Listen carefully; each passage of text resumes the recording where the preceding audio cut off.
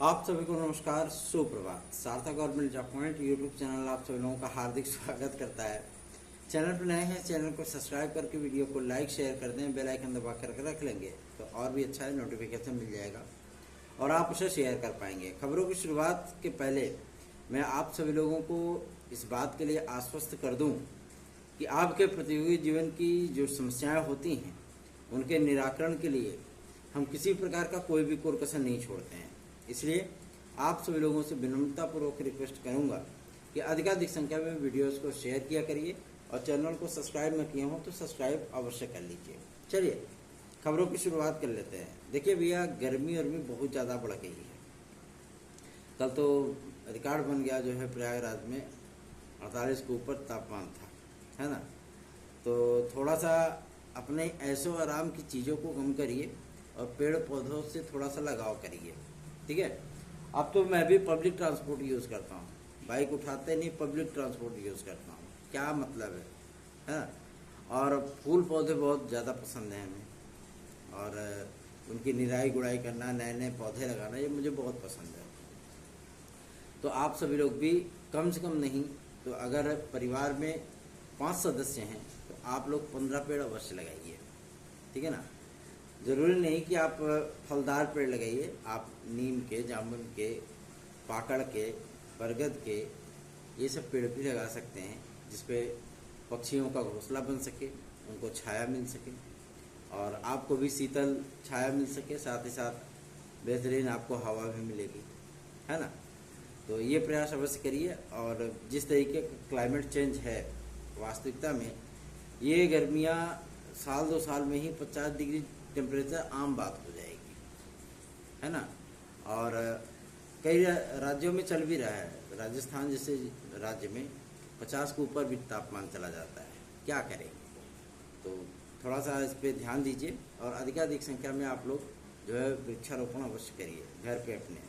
ऐसा नहीं कि पड़ोसी के घर पे जा करके वृक्षारोपण करे तो डंडा लेके दौड़ा लेगा फिर, है ना। आप अपने घर पे करिए अपनी ज़मीन में, लड़ाई झगड़ा नहीं। चलिए खबरों की शुरुआत कर लेते हैं। पहली अपडेट आप सभी लोगों को मैं बता दूं कि उत्तर प्रदेश लोक सेवा आयोग ये बात एकदम क्लियर कर चुका है, स्पष्ट कर चुका है कि हम चुनावी आचार संहिता समाप्त होने के बाद ही परीक्षाओं का संचालन स्टार्ट करेंगे, ठीक है। आरओ को लेकर के अभी इंटरनल रिपोर्ट इनकी नहीं आई है। मतलब इन्होंने जो शासन को रिपोर्ट प्रेषित की थी कि हमारे नज़र में तो सब कुछ ओके था, है, सब कुछ बेहतरीन था, फिर भी आपने पेपर रद्द कर दिया। तो अब देखिए शासन क्या जवाब देता है उस चीज़ का, उसके बाद ही आप लोगों की ये डेट वगैरह जो है वो क्लियर किए जाएंगे, ठीक। दूसरा ये कि एलटी ग्रेड और जीआईसी प्रवक्ता के लिए जो वाद विवाद की स्थितियां रही हैं कि ये प्रॉब्लम है, वो प्रॉब्लम है, तो मैं आप सभी लोगों को इस बात के लिए स्पष्टीकरण दे दूँ कि सारे प्रॉब्लम आप सभी लोगों को दूर हो चुके हैं। चाहे वो शैक्षिक अर्हताओं को लेकर के हो, चाहे नियमावली में समानता को लेकर के हो, चाहे आपकी नियमावली में एजुकेशन जो अलग अलग जो है मानक रखे गए थे उन सभी को इक्विवेलेंट करने के बराबर, ठीक है। ये सारी चीज़ें आपकी क्लियर की जा चुकी है और ऐसा भी नहीं है कि केवल ये बातों की ही बातें हैं। ये मैं आप सभी लोगों को बता दूँ, शिक्षा निदेशालय से जो अपडेटेड नियमावली शासन के माध्यम से मांगी गई थी एक निर्धारित प्रारूप पे, उसको शिक्षा निदेशालय से भेजे हुए लगभग 2.5 महीने हो रहे हैं, ठीक है ना, 2.5 महीने। और इन 2.5 महीनों में बहुत कुछ चीज़ें परिवर्तित हो गई हैं, ठीक है। आपकी टीजीटी की नियमावली रिसॉल्व की गई, आपकी एलटी की नियमावली रिसॉल्व की गई, जो ये आपके लैंग्वेज लिटरेचर का विवाद था, जो आपके बीएड की डिग्रियों को लेकर के विवाद था कि किन किन जगहों पर हम बीएड की डिग्री को अनिवार्य रखें और किन सब्जेक्ट में ना रखें। जैसे कला विषय आता है आपका, संगीत आता है, ठीक है ना। और नई नई डिग्रियां जो टीजीटी में वैलिड की गई हैं, क्या वो पीजीटी में हो, क्या वो आपके प्रवक्ता में, जीएससी लेक्चरर में और एलटी ग्रेड में वैलिड होंगी कि नहीं होंगी। इन सारी चीज़ों की लिस्ट जो है वो आप सभी लोगों की प्रेषित कर दी जा चुकी है। इसलिए आप लोगों को परेशान होने की आवश्यकता बिल्कुल भी नहीं है। अब सारी चीज़ें आपकी क्लियर है, बस अब लोक सेवा आयोग थोड़ा सा बैक टू वर्क हो जाए, उसके बाद आप लोगों का ये भी चीज़ें क्लियर कर दी जाएंगी। ठीक है, कि हमारा विज्ञापन कब आ रहा है, हमारा एग्ज़ाम कब होगा, ये सारी चीज़ें आप लोगों की वो क्लियर हो जाएंगी। अभी बैक टू वर्क नहीं है, ठीक है ना। थोड़ा सा लोक सेवा आयोग लेट लतीफ़ी जानबूझ के कर रहा है, हम तो ये कहेंगे जानबूझ के कर रहा है। ठीक है, तो ऐसी चीज़ें आप सभी लोगों को मैं बता दूं कि आप लोगों को थोड़ा सा भी जागरूक होना पड़ेगा, थोड़ा सा ही, ज़्यादा नहीं।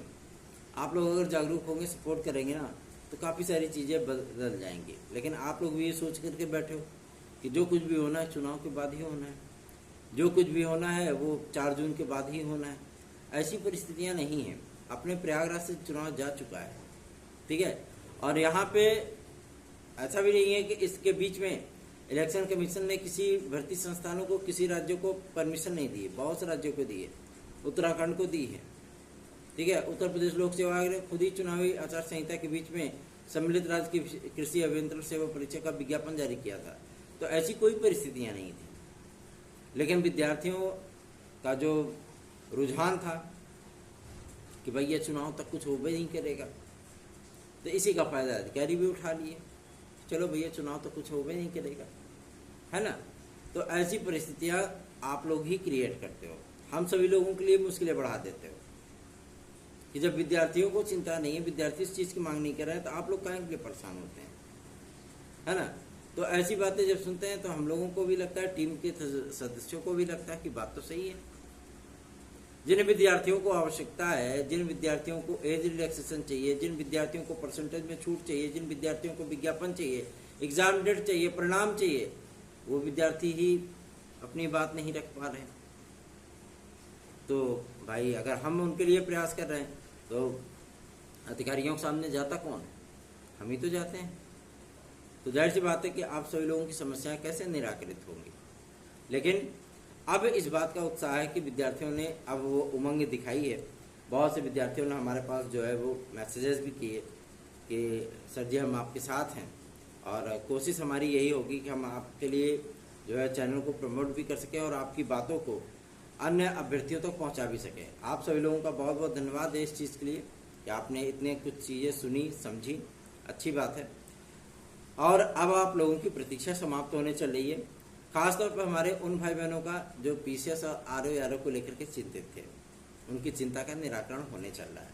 तो आपको चिंतित होने की आवश्यकता बिल्कुल भी नहीं है। थोड़ा सा धैर्य रखिए और साथ में जुड़िए, साथ में चलिए।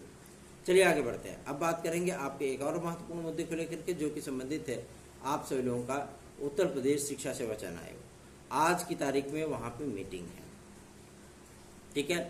और इसमें जो परीक्षाओं का लेखा जोखा मांगा गया है भैया, सेंटर वगैरह का, इसमें इस चीज़ का डिक्लेरेशन होगा कि ये बताइए कि पेपर कहाँ कहाँ कराया जाए, प्रत्येक जिले में कराया जाए या मंडल मुख्यालयों पर कराया जाए, ठीक है।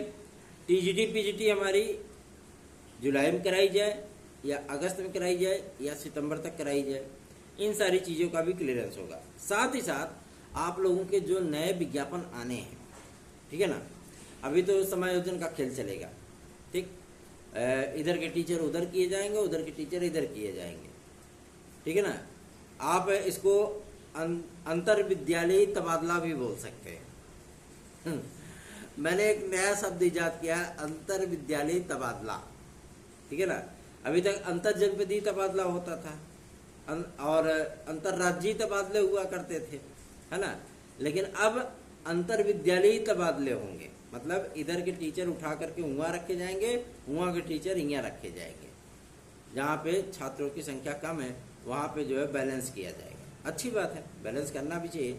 लेकिन जो पद आप लोगों के लिए रिक्त हैं, जो टीचर लगातार रिटायर हो रहे हैं, आंकड़े आ चुके हैं, विद्यार्थियों को पता है कि प्रतिवर्ष 10,000 से अधिक, उसमें तो 12,000 बता रहा है लेकिन हम 10 ही मान के चल रहे हैं, 10,000 से अधिक जो शिक्षक रिटायर हो रहे हैं, वो बेचारे कहाँ जाएं, वो पद कहाँ जाएगा, उसका तो विज्ञापन देना ही पड़ेगा ना। लेकिन आप सभी लोगों को मैं बता दूं कि इन तमाम चीज़ों का असर आपके नए विज्ञापनों पर नहीं होने वाला, ठीक है। क्योंकि चुनाव के बाद बहुत सारी प्रक्रियाएं आप सभी लोगों की तेजी से बदलेंगी, तेजी से। क्यों, ऐसा क्या खास है चुनाव के बाद? क्योंकि भैया 27 में, ठीक है ना, 27 में एक्सटेंड किया जाएगा पॉलिटिक्स को और इलेक्शन भी है, लेकिन तब तक इम्प्लीमेंट हो जाएगा वन नेशन वन इलेक्शन का, ठीक है। एक देश एक चुनाव, जैसे एक देश एक कर हो गया जीएसटी, उसी तरीके से वन नेशन वन इलेक्शन हो जाएगा, एक देश एक चुनाव। बस उसके बाद सारी कहानी आप लोगों के सामने होगी। जाइए वहाँ पे आप लोगों को पंचायत का भी देखने के लिए मिलेगा, प्रधानी का भी देखने के लिए मिलेगा, और साथ ही साथ विधानसभा का भी और लोकसभा का भी, महापौरों वाला सारा चीज आपको ईवीएम सजा करके दी जाएगी। भैया दाबते रहो है ना। तो ये परिस्थितियां होने वाली है, इसलिए परिवर्तन बड़ी तेजी से चलेगा। तो आप सभी लोगों से रिक्वेस्ट करूंगा कि आप लोग चिंतित मत होइए। आज जो भी मीटिंग का अपडेट निकलेगा वो आप सभी लोगों को प्रोवाइड किया जाएगा, क्योंकि प्रतीक्षा सूची और जो आप लोगों के कोर्ट केसेस चल रहे हैं उन सभी में भी जितने लोगों को मैनेज करना है सारी चीज़ें वो क्लियर की जाएंगी, और स्पष्टीकरण मिलने के बाद हाँ कितनी सीटें रिक्त है, वेरिफिकेशन कहाँ तक पहुँचा है। मेरी जानकारी में वेरिफिकेशन 50 जिलों का कंप्लीट हुआ है टीजीटी पीजीटी 2016-2021 के विद्यार्थियों के लिए, ठीक है। और इसके बाद जो शेष जिले आपको बच रहे हैं 20-25 ठो, और उसमें भी वेरिफिकेशन कंप्लीट करने के बाद उन पदों का पूरा लेखा जोखा आपके शिक्षा निदेशालय में प्रेषित किया जाएगा, और वहाँ पे ये जानकारी जो है वो कोर्ट में सबमिट की जाएगी, ठीक है। उसके बाद फाइनल हियरिंग लगेगी, आप लोगों का वारा न्यारा होगा, टेंशन मत लीजिए। 9721411385 ये मेरा व्हाट्सएप नंबर है, आप इस पर हमसे संपर्क करके हमारे नोट्स आदि प्राप्त कर सकते हैं। और जुलाई से आप सभी लोग अगर हमारे साथ हमारी ऑनलाइन क्लासेस में जुड़ना चाहते हैं, उस कोर्स को परचेज करना चाहते हैं, तो भी आपका बहुत बहुत स्वागत है, आप हमारे साथ जुड़ सकते हैं। टीजीटी पीजीटी हो या आपकी एलटीजीआईसी, ये सभी विज्ञापन आप लोगों के तरफरिए लगे हुए हैं, ठीक है ना, एक के बाद एक। बस आप सभी लोगों से सहयोग की अपेक्षा है, ठीक है, क्योंकि हम सभी लोग भी 48.5 डिग्री टेम्परेचर में अगर बाहर जल सकते हैं इतनी गर्मी में, इतनी धूप में, तो जाहिर सी बात है आप सभी लोगों को भी थोड़ा सा साथ देना होगा, साथ जुड़ना होगा। बात करते हैं आपके यूपी कांस्टेबल के री एग्जाम डेट को लेकर के, कि यूपी कांस्टेबल का री एग्जाम का डेट कब तक आ रहा है, कब तक फाइनल हो रहा है। तो पेपर लीकेज के बाद सारे इंटरनल रिपोर्ट जो आपके एसटीएफ वगैरह ने तैयार किए थे, और जो एक पुलिस प्रोन्नति बोर्ड ने एक कमेटी बनाई थी अपनी पुलिस की, इसका जांच किया जाएगा, वो सारी रिपोर्ट शासन को प्रेषित की जा चुकी है, और शासन ने उस चीज़ को डिक्लेयर कर दिया कि हाँ ठीक है, आप जो है मतलब अब एग्जाम करा सकते हैं। तो पुलिस प्रोन्नति बोर्ड आप सभी लोगों की परीक्षा की तिथियों की घोषणा किसी भी वक्त किसी भी दिन कर सकती है, ठीक है ना। लेकिन ये क्लियर हो गया है कि जून में आप सभी लोगों की परीक्षा तिथियां घोषित कर दी जाएंगी यूपी कांस्टेबल की, ठीक है। और उसके बाद आप लोगों का जुलाई अगस्त में ये पेपर होगा। अगस्त के लास्ट तक या सितंबर के प्रथम सप्ताह तक आप लोगों को यूपीएसआई का विज्ञापन भी श्योर एंड सर्टेन देखने को मिल जाएगा। ये वैसी ही न्यूज है जैसा कि आप सभी लोगों को मैंने पुलिस कांस्टेबल के बारे में बताया था, ठीक है ना। पुलिस कांस्टेबल के बारे में बताया था ना कि एक हफ्ते बाद आप लोगों के आवेदन स्टार्ट हो जाएंगे फलाना तारीख से, और उसके पहले 2 दिन पहले ही विज्ञापन आ गया था। उसी तरीके से आप लोगों का यूपीएसआई का विज्ञापन भी अगस्त के लास्ट वीक या सितंबर के प्रथम सप्ताह तक आ जाएगा। इसमें पदों की संख्या 9350 के ऊपर हो सकती है। पहली बार उत्तर प्रदेश में आप सभी लोगों को इतनी बड़ी वैकेंसी देखने के लिए मिलेगी, ठीक है ना, वो भी एज रिलैक्सेशन के साथ, क्योंकि एज रिलैक्सेशन को लेकर के हम सभी लोगों ने आदरणीय मुख्यमंत्री महोदय से जो ज्ञापन दिया था, जो रिक्वेस्ट की थी उनको, उन्होंने इस बात को स्पष्ट कर दिया था कि हम विद्यार्थियों को एज रिलैक्सेशन अवश्य ही प्रोवाइड करेंगे। तो आप लोगों को चिंतित होने की आवश्यकता नहीं है। बस सार्थक government job point YouTube channel को अधिकाधिक स्नेह दीजिए, क्योंकि चैनल की स्थितियां परिस्थितियां आप सभी लोगों के हाथों में होती हैं, आपके आशीर्वाद पर निर्भर करती हैं। तो अधिकाधिक संख्या में वीडियोस को शेयर किया करिए। धन्यवाद। आप सभी का दिन शुभ हो।